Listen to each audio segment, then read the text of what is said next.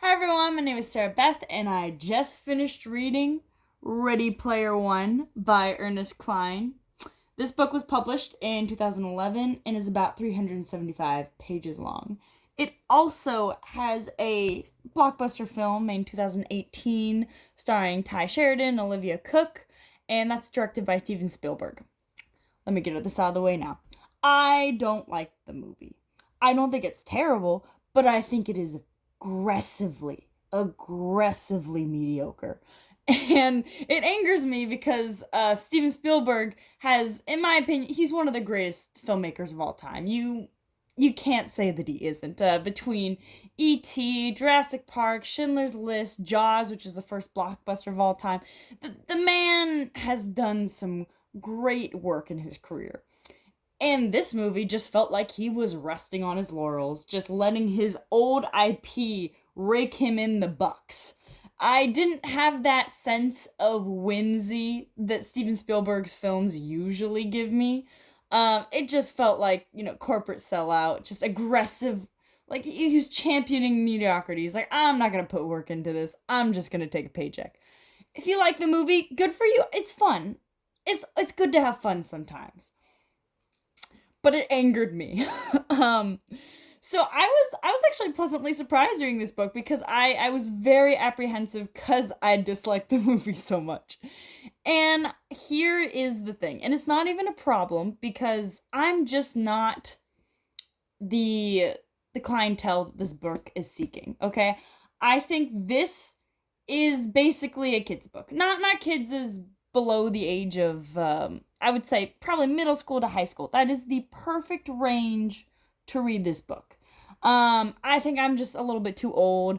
I overanalyze a little bit. I wanted a little more from the story, but I think if you look at it from a more if you skew it to a younger audience, I think is perfect. Okay? I think that they're not going to worry about character development.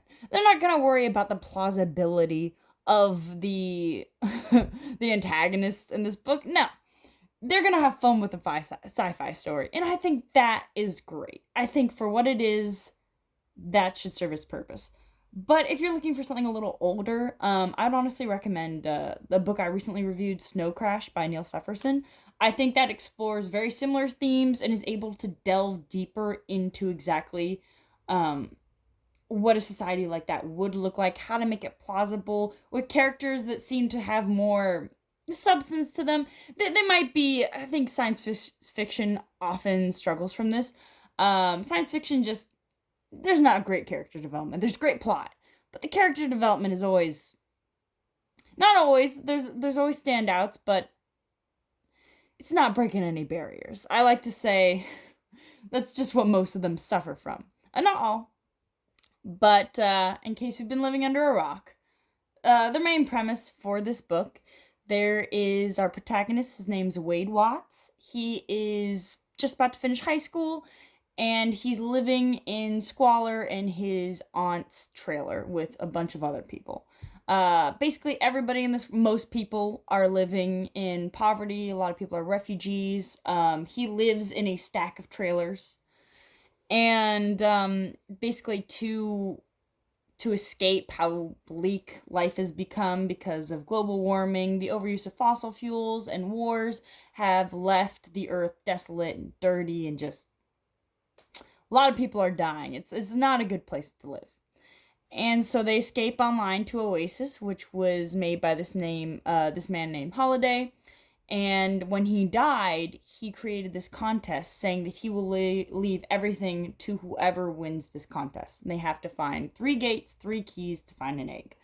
And so the book takes place 5 years after his death, in which people who search for the egg are called egg hunters, dubbed gunters in this book.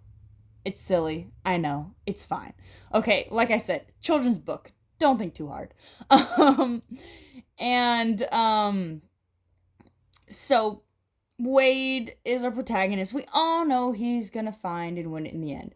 But I will say this. I think that there are some really fun scenes in this book. There's times when I'm sitting on the edge of my seat, despite the fact I know he's gonna win in the end. There really are no stakes.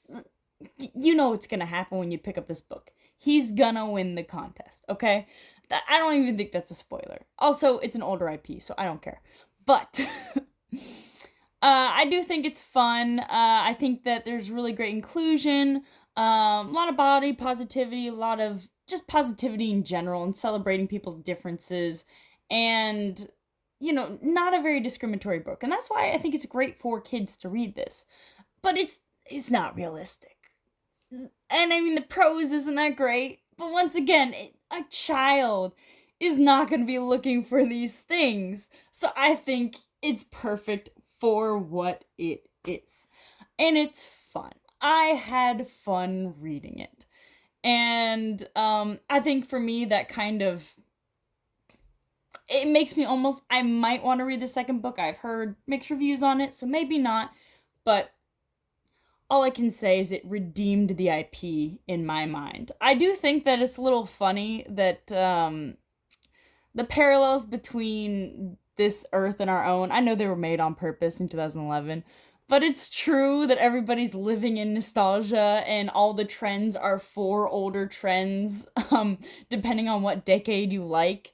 And the creator of this world and the whole contest is centered around getting other people to like what he likes because he's hidden it within his own favorite IPs and the things that he's coded. So he's basically reverted everybody's preferences to what he enjoyed back in the day in the distant past of 1980, even onward. There was a Silence of the Lambs reference in there. I do have to say, and this is a deep cut, but my favorite part of the book didn't even have that much emphasis on it. It wasn't explained, because a lot of things are just overly explained, in which I think there was a point where I said, almost everybody knows that IP. I don't know why you're explaining that. But it didn't explain this part. Wade goes undercover at a certain point, and his secret identity is Tuttle. As in Tuttle from MASH. There is an episode of MASH in which Hawkeye's Hawkeye's imaginary friend's name is Tuttle, and he uses his name to perform good deeds. And he didn't point it out that he stole it from MASH, and I think that might have been a deep cut, but I love MASH, and I caught that reference, and that was my favorite part of the book. So if you love MASH, and you see Tuttle, you'll know, but he won't. I figured he was going to explain it, and he never did, and I said, well, haha, joke's on you. I already knew.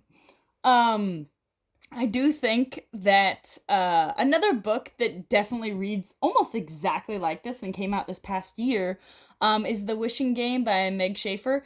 And it was fun, and it was a contest book, and it rewards you for being a geek.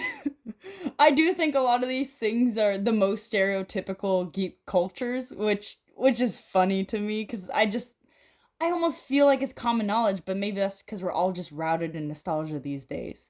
But so, honestly, if you want fun, just read it. Why not? Okay?